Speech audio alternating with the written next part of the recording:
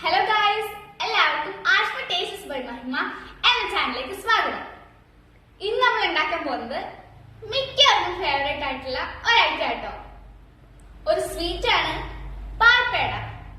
ഇതിന് വേണ്ട സാധനങ്ങൾ എന്താണെന്ന് നമുക്ക് നോക്കാം. പാല്,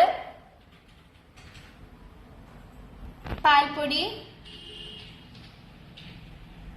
നെയ്യ്, പഞ്ചസാര. ഇനി ഇതെങ്ങനെയാണ് ഉണ്ടാക്കുന്നത് നമുക്ക് നോക്കാം.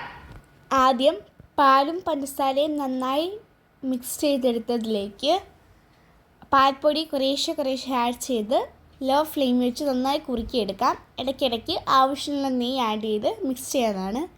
നെയ്യാണ് ഇതിന് ഇച്ചിരി നല്ല ടേസ്റ്റ് തരുന്നത് കേട്ടോ. അങ്ങനെ നന്നായി കുറുക്കിയെടുത്ത് ഈ പാകമാകുമ്പോഴേക്ക് നമുക്ക് സെർവ് ചെയ്യാവുന്നതാണ്. ഒരു പാത്രത്തിലേക്ക് മാറ്റി, നെയ്യ് തേച്ച പാത്രത്തിലേക്ക് മാറ്റി തണുത്തതിന് ശേഷം ബോൾസ് ആക്കാം. ഇതാട്ടോ എൻ്റെ പരുവേ. അങ്ങനെ നമ്മുടെ സ്വാദിഷ്ടമായ മിൽക്ക് പേട ഇവിടെ റെഡി ആയിട്ടുണ്ട്. നമുക്കിതൊന്ന് ടേസ്റ്റ് ചെയ്ത് നോക്കാം.